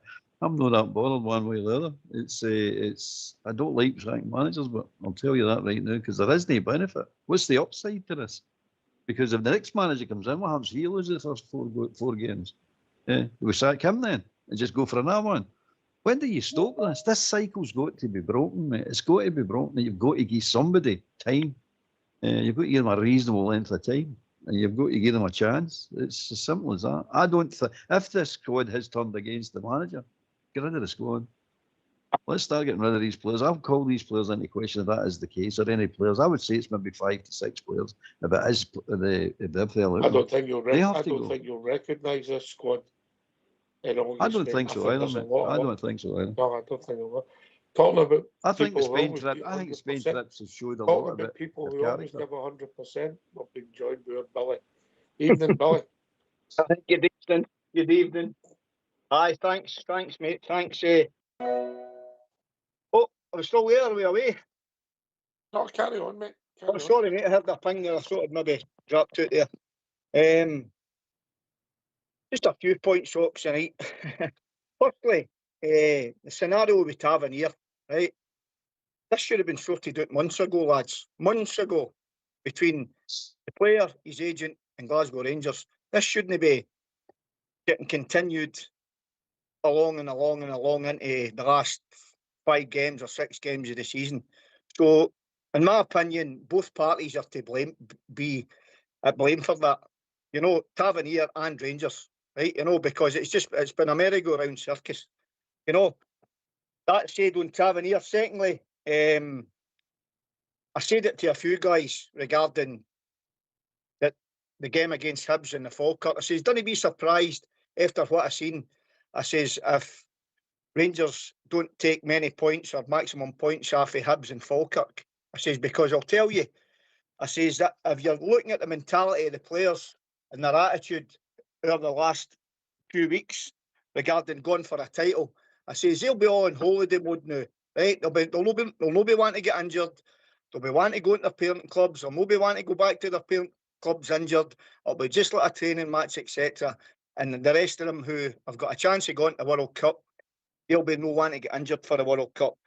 And to me, right, and it's just my opinion, I really think that there is, or there has been, a clique in that dressing room, one way or another. And it's blatantly obvious. Everybody's played football at different levels, and we all know what happens. And it happens at professional level too, right? People fall out and they get in their wee corners, and it all happens, mate. You know, and just to touch on the manager as well, Danny Rose came out and said that it's not a mentality thing, right? Now, if that's not a mentality thing, I don't know what is, right? So, Danny Rose there is trying to gaslight the supporters there, saying it's not a mentality thing, because obviously it's a mentality thing. Because if it wasn't a mentality thing, sorry lads, we would be going into the games flying, and everybody would be pulling together, and we're no. So there's clearly a problem there. Do you think maybe some of the players are not good enough, Billy? Just are not good Aye, enough? that and all. There's players in that Rangers team that think they're better than who they actually are.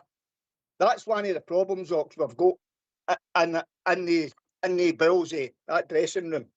You know, you've got guys swanning it about there in the park.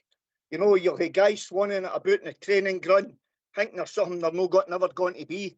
You know, that attitude stinks, especially at Rangers. So, what the future holds, mate, I do not know.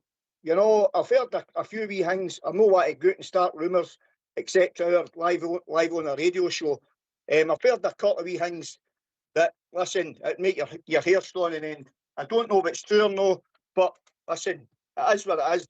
But one thing I will say is, Glasgow Rangers as a football club need to address this one way or another, because if we don't, we're just going to keep going round in these circles, continuously sacking managers, continuously spunking millions and millions and millions in players that's no good enough to wear your jersey, you know, and just to finalise it, Ox, right? See these players, right? See all these players and all that staff in at Rangers. Do you know what? None of them deserve your support.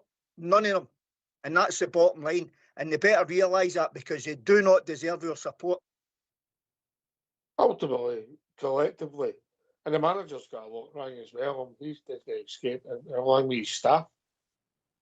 You take the 4 games in isolation, mate. Every one of them has let us down, mate. Yeah, collectively, because it's a team game, mate. We can't dress it up. We've got to be honest. We don't. You know, we've all got our favourites. I like what I've seen of the boy Romans. Mikey Moore tries hard. We know that. Picture, mate, he's Buster got at times, but he's no failed. The defence, there's pace, there's power, but they're still raw, mate. They don't look like a pair of centre halves. They're no experience. They don't read the game right. We're full back positions. Well, I'll let Albert answer that in GB, but there's a lot of flaws. It's gone. I think what's hurting us all so much is because we got so much in control and we thought, right, beat Motherwell, 4 to go, and bizarrely, we win the 4 games, we can win the league, and that's when the disappointments came. But ultimately, we'll feel big time. And all the stats and all the other things, all the positive stats, they've all disappeared, mate. In the last 4 games, the points that Danny Rule would caught back, that's all disappearing. The goals that were defence was all right, that's all disappeared. The fact that we were scoring goals after the Falkirk game, if you take that away, we've failed to score many goals in all the games. All the stats are disappearing. It's no good. But if there's something wrong and Danny Rowe's trying to sort it out, they're out his elbow. Albert and GB. Aye, it's just to touch on what Billy was saying about the mentality thing. And I don't think he thinks this for a minute, but do you think Rowe actually believes what he's saying there? He can't tell you the truth. He can't say, "Oh, aye, there. Oh, mentality is definitely," because he's thrown them under the bus. I don't think he truly thinks there's no a mentality problem, Billy. I think he knows there's a mentality problem. That's when he says, "Well, there's going to be a deep cut this transfer window," and he's talking about a deep cut. And I'm saying, well, he's took them in Spain to get to know them a lot better, get to know their characters a lot better. And I think he's surprised about to find out about some of them. Went, oof, they'll just not do. So I believe he knows there's a mentality. I don't. You can't. It's one of the questions that you can't really be truthful with. Or you're just going to give yourself more and more problems if you actually say, "Oh, aye, they're all sugar bampots and they're spineless." You know, that's probably what he actually thinks, but you can't say it. But that's just on that point. As for the fullbacks, going to get his fullbacks that can stop a crossbar going into a boat. That's all I'm looking for. That's all I'm looking for. I think you need to go back to Bobby Shearer, mate. I don't think that happens in modern football, mate. Anyway, the GB in you come, mate. I think the mentality thing is, I think Albert, he hit the nail on the head, is that he's had to protect that because they've obviously there's been still challenging at that time. The first time it's been getting questioned was that kind of like this is the first defeat, and it's like no, everything's cool. But if you notice, last night in his presser was the first time that he actually kind of broke rank on it, and like you say, he said there's more deep cuts to this squad because how and he even said it. He said how results affected them. It affected them. Some certain players more that they couldn't pick themselves back up and get back into the fight. So that tells you, like I say, that, and even like last night, you see a lot of them just jogging about. There needs to be an overhaul, but I think what they need to get to grips with is what route they want to go down with their recruitment. Do they want boys that are wet behind the ears, or do they want boys that are street savvy? And I think the only way you've got to get street savvy boys is boys that know the club and maybe boys for our league. Oh, mate, they've got to be. Ultimately, I don't care where they come from as long as they're good enough, mate. Yeah, I don't care as long as they're good enough. Because the boys for our leagues, the way the other teams swap their players, mate, it'll be a different set of players that are there next league. And you can pick up gems, you get it right. I accept that, and I'm happy with that. But I don't care where they come from. I'm in the Albert camp. Anyway, I think we've been joined by Josh. Evening, Josh. Hi, Ox, and everybody. Everybody okay? All good here, mate. All good. Carry on, mate. The floor's yours. I was just listening to Albert.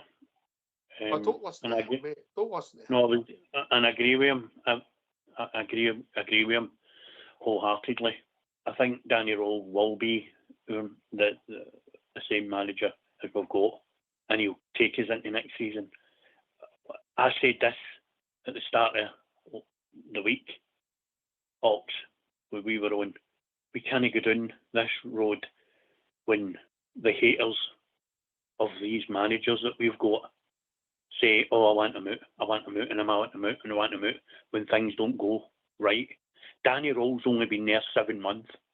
7 months he's only been there, and he's took us for the to touching distance of a league title. And he knows now that every single one of the players are rotten, rank to the pits. And he knows if you listen to him, he knows what he needs for the club, and he knows who to bring in and who not to bring in, and who to get rid of and who to stay. I'm behind Danny Rowell because we can't keep spending multi-million pounds every season that every time a section of the support goes, I'm not happy, spit the dummy out, I want rid of the manager. Doesn't work that way. We're too dysfunctional. We went through umpteen double figures managers in the past. We need to stop this mentality and spitting the dummy out and all this nonsense of Danny Rowell's no good enough. It's not his squad, you know. He's not brought in anybody. It'll be interesting to see when the players are and the first players he signs. I mean, for me, I didn't think I would say this, but I'll go to Billy first. Billy come in quickly and then go to Smurf. To me, Josh, the first thing we've got to do is get a new goalie, at least 2 centre-halves. We're short in the fullback area. So it's basically a whole new defence. Billy? Aye, how long have we been saying that, lads? How long have we been saying that? We definitely need a goalkeeper, mate. That we need to sort that back for it big time, eh? Apart from Romans, you've got a good one there. I maybe have been a wee bit hard on the laddie Romans there. So I'll take that back as for Romans, but the rest, aye, we definitely need a full new back four, and that's your platform, you know, and then you build your spine in your team. You know, we've not got that. It's just not there, guys. It's just not there, and that should be a priority.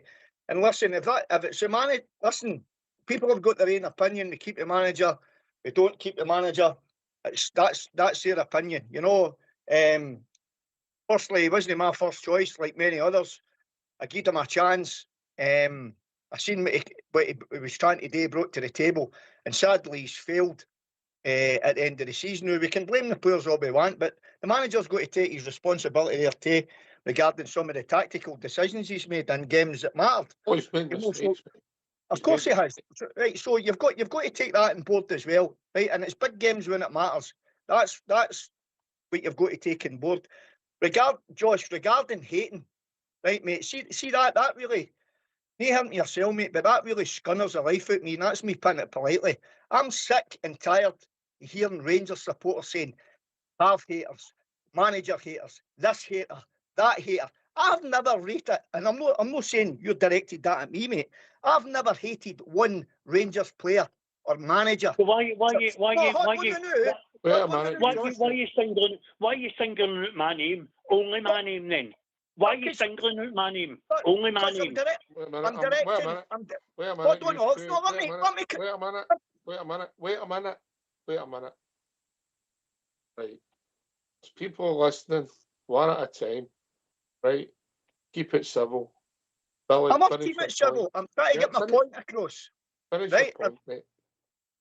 I'm sick and tired of people saying, right, for one reason or another, Rangers supporters hate this one, hate that one. Rangers supporters don't hate anybody, right? They're frustrated, they're angry, they're annoyed, they're upset, they're passionate. There's a difference between hating somebody and what I just came across with here, Josh. That's the point I'm trying to put across, right? I've never hated, and I certainly will. I'm 57-year-old. I've never hated a Rangers manager in my life, be it successful or no. I've never hated a Rangers player in all my life, and I'm certainly not going to start now. So we need to get this hate nonsense out of vocabulary, lads. If there's anybody you want to hate that mob across the city, because we've got enough enemies of our own without worrying about anybody else, mate. And you come, Smurf. Aye, so I'll just pick up on something. Is it Josh Aye, Josh, I just want to fact check something there. See, since 2012, since administration, right, Rangers have had 7 permanent managers. So there's no double figures at all. There's interim Listen, guys, but they don't count. A manager's like Ali McCoy's part-time. That's the manager. He managed the club at the time. He managed the club at the time. But it's not, Whether it's long term and whether it's Josh, not, it's Josh, a manager. Josh, a manager. I'm not going to Josh. tell you again. Just calm Josh, down. listen to me what I'm Let the saying. boys make their point, then you'll get your say. The point is, Josh, Rangers have had 7 permanent managers since 2012. So you said going into double figures. You're just wrong. So fact check what you're saying. Because you're on a radio show and everybody's listening to you. And you're wrong. You're making inaccurate statements. It's as simple as that. It's not an argument. It's just a fact. All right? Can you have your own facts, mate? Ultimately going forward, where Danny Rowe's concerned, if he left tomorrow, I wouldn't care less. And if he stays, he's got to be backed. I don't see a leader there. And to be a Rangers manager, you need to be a leader. And a Rangers manager needs a Rangers captain in his own image. That's what's required going forward. Well, That's that'll what's be been interesting. required That'll be since interesting. time immemorial. That'll That's be what's been interesting. required. That'll be interesting, Smurf, because obviously the captain's going to go. Is the captain at the club or is the captain coming into the club? But I'm sure as the transfers develop, we can talk about that. Yeah, but it'll be interesting to see. I've got one wee more point, Ox, is Make it just brief, that because we've got 15. We've got 15 players. 6 in on loan, 9 out on loan. All of 2 of the players that are out on loan are actually out of contract at the end of the season. Every one of them needs to go. Every one of them is and will be leaving the club. And if you throw Tavernier, there's 16 players that either needs to go out the door or will be going out the door. And that's before you even look at the first team. And these guys will be in pop star wages. So the ones with decent contracts will not want to move on. We've got a right job of work in front of us. Anyway, that's the problem. That's the problem you've got when you get contracts, mate. It's never good. I'll bring in Josh just to let him come back on some of the points. Oh, I don't know if Josh is still with us, mate. I'm sure he'll be back on and get his points across. But GB, there is going to be some change at the club. Smurf not mentioned the number of people it's out on loan. Some of the people that's going to leave the club, who are on loan with us, their numbers are all going to have to replace. But no, I think they need about 15 players, mate. Remarkable, on it. I know. Yeah, you're hoping when the 49ers came in that was going to be the end of it. No, I don't think it would have mattered if we'd have won the league. I still think we'd have needed 15 players. That's how mental it is. Well, obviously, that last summer, Ox, when we started seeing the loans creep in, that kind of alerted us that there was only so much that they could do with the budget that they had. You mean so? It'll be the same this summer as well. We're going to have to be tactful. We've got to have a look at it and say, right, have we got goals in the team? Well, when you look at the forward line, you could probably run with the forward line. They've done actually no too bad. They've proven that they can, all 3 of them can score goals. So you can probably say, right, we could probably run with that. But where do you spend the money? And I think, to be honest, a few of you have made the best point, and it will probably help the manager with the pressure of starting next season. If he picks a right strong captain, or he picks somebody that the fans will get behind, I think that's going to help him in the long run.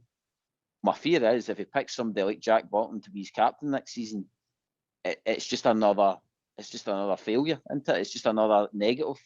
So the manager's got to get that right first and foremost. His next captain for Glasgow Rangers, to try and lead him into a title charge, is got to probably be his most important signing next season.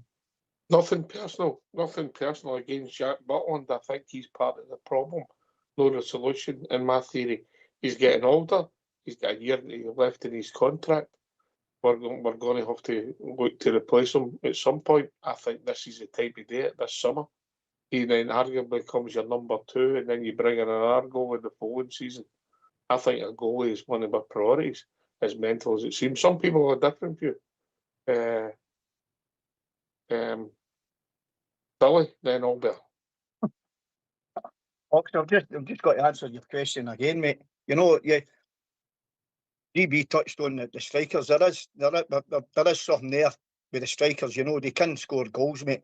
You know, where we get another striker in, you could maybe argue the point that we need a right penalty box, a poacher. That's what we need. That, you know, an Ali McCoy's type player. You know, what somebody that's just anything that falls to him within that 18 year box in and around that, he scores goals. You know, and then we've got a chance here. But listen, as I said before, mate, all good Rangers teams have had a cracking back four, a solid foundation, solid keeper, and a spine in the team, and that's what they were all built on. So we need to get that in place first and foremost. You know, we've got a lot of boys out on loan, it's going back to their parent clubs, etc. You know, we've got laddies there. You know, we've got players that's maybe one or two still to go at the end of their contract. You know, maybe get into last season, like the right say Raskin in a couple of years' time. I think he's got 2 years left. You've got Butland, as you said. You've got Shooter that's got a year extension. We can't keep pinning our hat on the likes of Jack Buntland, who I'm trying to keep it polite for Jack Butland. He basically didn't cut it down in England, like, you know, and he's came to Rangers. Don't get me wrong, Jack Butland's been good at times. He's kept us in a lot of games as well, so we've got to applaud him for that. But for a Rangers number one, no for me. So we've got to get that right. So that'd be that. My first signing in the summer would be a goalkeeper right away, and as I can't mind who was it spoke there about a Rangers captain, but that's what we need. We need a Rangers captain. Where he's already in the building now, or we've got to bring him in is a different matter. You know, listen, we could go down the road with the likes of, but listen, I'll just throw these two names in. I know it's maybe a wee bit extreme, but listen, I'd like to see Rangers going for, if they got the defence sorted out, I'd like to see Rangers going back into hunt for big Lewis Ferguson and Billy Gilmour out in Italy, and bring they two back to Rangers, and by hook or crook just go and get them, you know, because I think they'd be two brilliant additions to Rangers, especially in the middle of the park, and they're Rangers laddies, and that's sadly what we're needing. So maybe the same like that. Maybe Albert.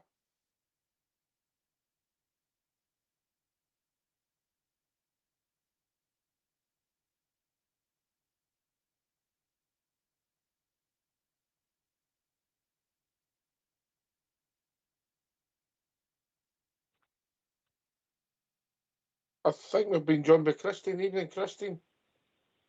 Evening, Ox. And you good evening to the rest of the Rangers radio panel and other people that are sitting beside you talking. I don't wish to discuss anything to do with Mr. Rowe, because, quite frankly, personal opinion is he should have been out the club by now, but that is a personal opinion. Anyway, what is really... to that, Christine. Beg your pardon? You're entitled to that. Well, thank you. What I'm really phoning up about is you are missing the whole point about last night and James Tavernier's situation. We were made to look so embarrassingly stupid there last night. How embarrassing was it for a club captain of 11 years to come out that tunnel with a suit on and be presented with a trophy for the greatest ever Ranger, Mr. John Gregg, and that was it. He got about, 2 minutes on the pitch and then back up that tunnel. It was the most embarrassing moment in our illustrious history, in my opinion. They couldn't have made it any more embarrassing for the guy if they'd tried. Now, whoever was right or wrong in the situation, whether it was James himself or Mr. Rowe, surely to goodness, when that broke in the afternoon, somebody inside Ibrox should have got a grip of that situation, had the players lined up on either side of that pitch and applauded that boy onto that pitch, as would have happened in days gone by in our once great club. But sadly, Well said, Christine. we've not got a great club now. We don't have an institution anymore. We are the laughing stock of Scotland, and it has to be sorted, and it has to stop this season, because as a 73-year-old Rangers supporter, I cannot possibly accept this going further anymore. I hope to God I'll live long enough to see us lift a title, but when that'll be, well, God will have to grant me a lot of years. Don't worry, Christine, you'll see it off. You'll see us win the league. Right, listen, I don't like the fact, I don't like any family who watched their dirty linen in public, and that's what happened last night. Albert?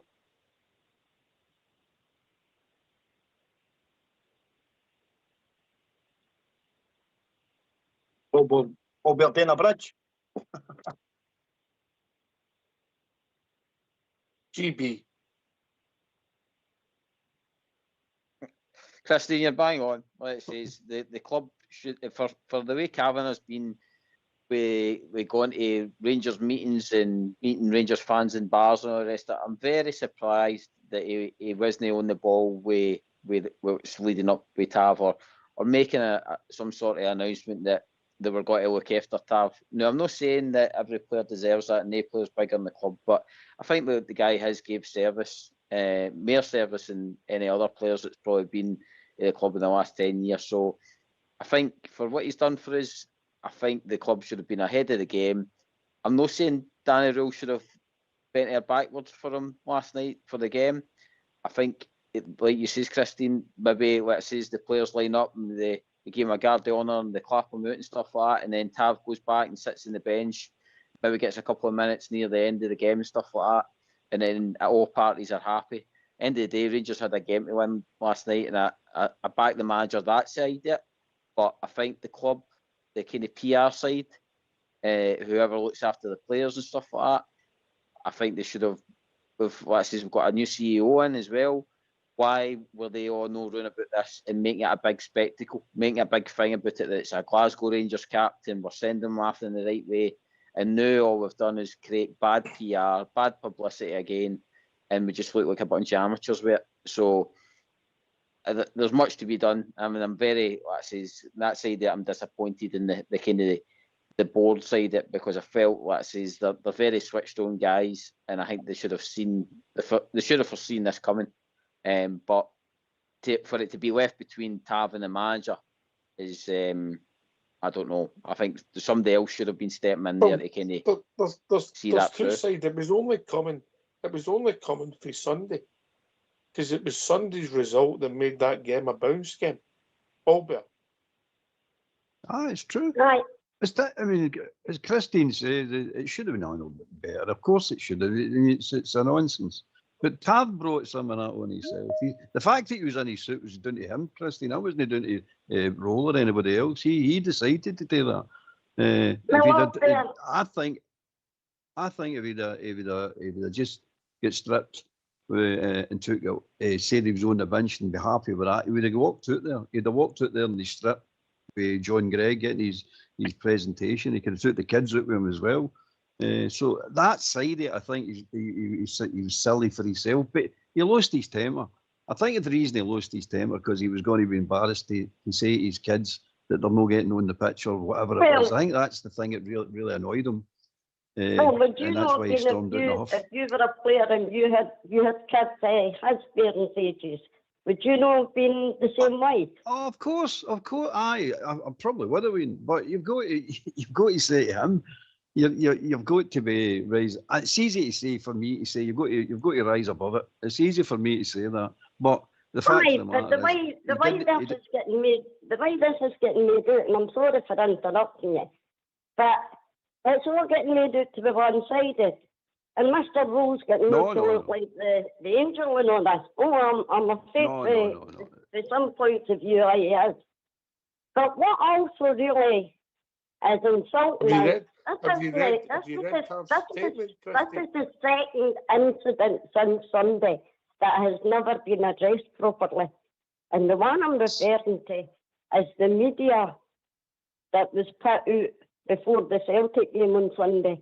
Now, I'm sure you know what I'm talking about. When Sunday's game, a picture of the Celtic Stadium and the Celtic crest with the words "an away day" and a blue heart underneath that picture was put out by the Rangers media on the Rangers FC page. Now, when did we ever call a trip to Parkhead an away day? When did we ever put a picture of their stadium and their crest on anything to do with Rangers Football Club? What have we turned into? And nobody has mentioned this. Not one media podcast, either yourselves or any other podcast going, has brought this up. And it's time it was so to do it. With the greatest of respect, I'm all for standards, but since Sunday I've had many worry about where we're going and where we're going to be. But I get your point that we have to go Well, back I to think basics. standards matter because that's how we're in the mess we're in, because we've been stripped of our standards and our traditions. They've all been stripped out the club.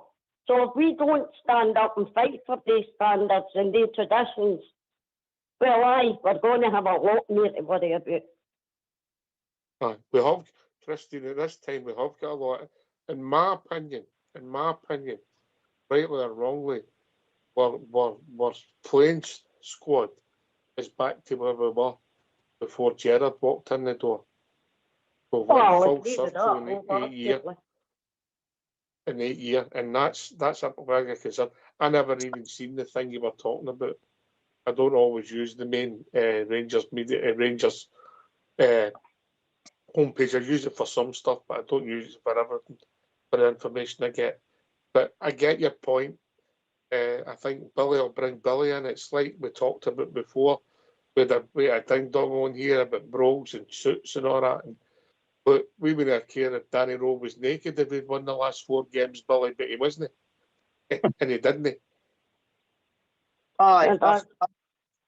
Sorry, Christine. Listen, the way I look at it, right, the way I see it, listen, I'm with Christine as well. Listen, I can understand all the different arguments about it doesn't matter and all that. We get that. We want a winning mentality and all this carry on and that. Like, you know, we want to win games of football, right? You know, by hook or crook. I totally understand that. And I understand where people are coming from. But listen, one thing is blatantly obvious is the nose in your end, or the blue nose, should I say, in the end of your noses, right? We have definitely lost our identity as a football club. And that, listen, let's no kid ourselves on here. Right? Now, we can go way back to this everyone and anyone nonsense or whatever, where you agree with it or no. We've definitely lost Rangers men in our football club. Right? Now, how that has came to happen within the bowels of Ibrox, I haven't got a clue. Right? I haven't got a clue. And I'm sure there'll be people out there scratching their heads and all. But until we get this back, the Rangers standards, the Rangers men in and run about the club constantly. You could say you've got John Gregg there, right? But John Gregg's never got to be there forever. God love him, right? With all due respect to the greatest ever Ranger, he's not going to be there forever. You could argue the point that maybe they're all Rangers legends there, joking about in match day and all that, right? We get that, but I'm talking about people that in and around the dressing room, right, in and around the management side of things, that have got the Rangers mentality stamped in their brew and know what Rangers is all about, and to pass that on, the likes of Jimmy Bell. You know, we've not got a Jimmy Bell in our club, God rest his soul. You know, we need that kind of character back within Rangers to move us forward. Once we get that back, if we can get it back, then I've got no worries or issues whatsoever. We'll be successful again. But until we do. That character, Billy, that character only works when you've got good football players, mate. Aye, I know. Yes, I know. No, no, it doesn't. That Well- character works if it's built into the club. No, Christine. If you can't play football, it doesn't matter what your character is. You can't play football. Then stop being so snobbish as a club and bring in Scottish players and a Scottish manager. It's not to do with snobbery nowadays. That's a whole different argument. But if that Scottish manager is good enough, he should get the job. And people will say, and there'll be people out there that will be saying, we missed the boat with McInnes, this, that, and the other. You'll hear all that. You'll get all that. There's players that you missed. It's not a new thing that we've missed signing Scottish players. You know, it's going to happen. But if you can have all these things in your club, but if the football players aren't good enough, you'll know of a winning team on the park. Doesn't matter. But, well, if you keep letting young boys like Curtis go at the club, who is doing absolutely brilliantly at Kilmarnock, no, you're not going to have that in the club. But I think you can't kick them out in one hand and say, oh, well, you need good football players. We don't give your boys a chance to prove themselves. That boy will be back a better player for us in August than he ever would have been staying at our club. I think that was a great decision for that boy's career and ultimately for Rangers. Look who brought him on, 2 ex-Rangers boys. Aye.